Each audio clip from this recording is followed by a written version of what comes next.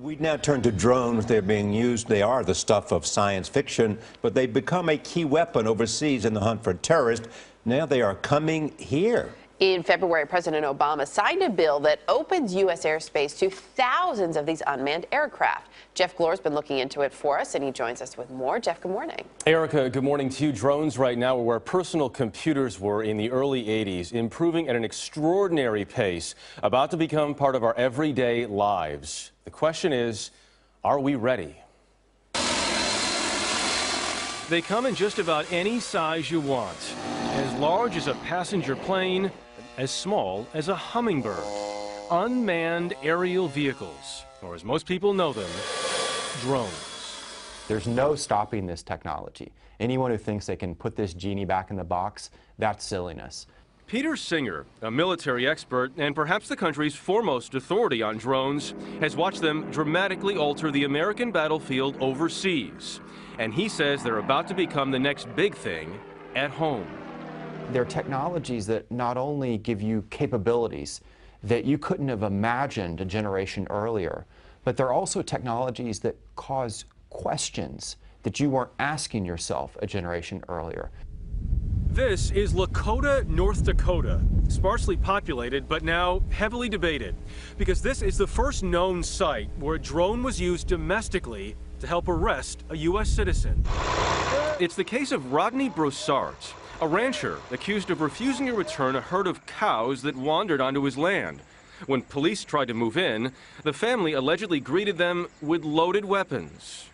You think this was an easy call? So Sergeant Bill Mackey, who runs the SWAT team in nearby Grand Forks, called in the reinforcements, specifically a Predator drone, a massive aircraft that, up until now, most people associate with Hellfire missiles and terrorist strikes. This was a dispute over cattle, and a Predator drone was called in. Too much? Well, I can't really get into what the dispute was over. What I can tell you is the SWAT team wasn't there over a property dispute. The SWAT team was called out to render assistance, reference armed subjects, and using the unmanned aerial vehicle seemed appropriate in this instance. Broussard's lawyer is looking at challenging the drone use, a potential test case for the rest of the country, because the rest of the country is about to get a lot more of them. Everyone wants an eye in the sky. Real estate agents to view properties, farmers to find thirsty crops, energy companies to build pipelines, and local police departments want to launch neighborhood surveillance flights or find hard-to-catch criminals. You think the FAA was dragging its feet? Oh, no question about it, and that's why we acted.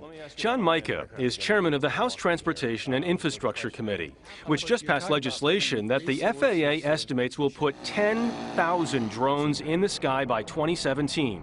The catch? The issues involved with robotics, they go well beyond safety. Singer says that while the legislation did put in place rules to prevent drones from colliding with jets, it did little to clarify who can operate them and who can be watched. That drone is not just picking up information on, say, what's happening at that specific scene. It's picking up everything else that's going on. Basically, it's sort of recording footage from a lot of people that it didn't have their approval to record footage. You're sitting in your backyard in Florida on a weekend. Yeah. You see a drone flying overhead. Does that concern you? Well, it might. I'm not. I think it'd be like everyone else concerned about aircraft coming close to my property and invading it from above. Right now, should people be worried that Big Brother's coming to watch them?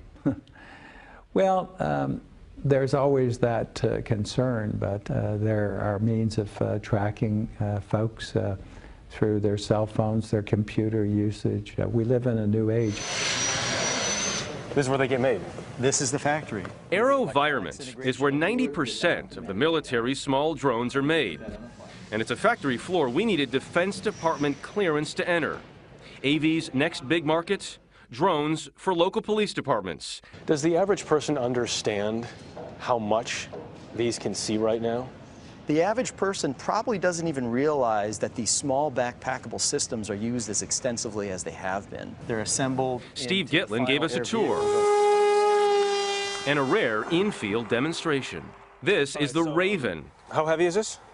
With that camera, it's about 4.5 pounds. And 4 feet wide. What it lacks in size, it makes up for in camera quality. Okay, so we're just looking into this like this, right? Yep. So you tell me how to operate this. Switch right here just steers the camera around wherever you want to look. You want to look left, you just cheat it a little bit to the left. So you can take a look and see some contents in the back of that truck. Huh. See inside the... It doesn't miss much, does it? It's pretty good. People are going to use it for both good and bad. It's going to raise incredible new opportunities, but also incredible new challenges. Singer believes that for every local police department trying to keep people safe, a less well-intentioned operator may be tempted to use drones for no good. And right now, there is little preventing either side from doing whatever they want. Like it or not, unmanned systems are the future. Unfortunately, we're really not ready for them, and everything from our policies to our laws to the deep, deep ethical questions.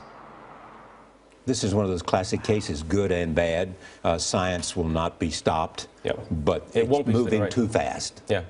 I mean, as we said in the beginning, I mean, it's where personal computers were about 30 years ago, where the horseless carriage was in 1910. You know, nobody knew what was going to happen. We just knew it was going to happen. And the question is, as we said here, are we ready, and how do we accommodate for what's about to happen? Beyond that, who gets them? Well, primarily at first, it's going to be local law enforcement. They want these because they want to spend, let's say, $50,000 on a drone instead of spending $50,000 on a cruiser. So they can help in some of these missions, and that is finding someone who might be missing, an elderly person who wandered off, a criminal who might be hard to catch. That is likely up first. It's why there's so much more we want to ask you, but we're out of time. So. But the other question here is that, you know, the person who wants to build it in their backyard. I mean, are they going to apply for a certificate of authorization with the FAA? I would think no. Just build it and put it up in the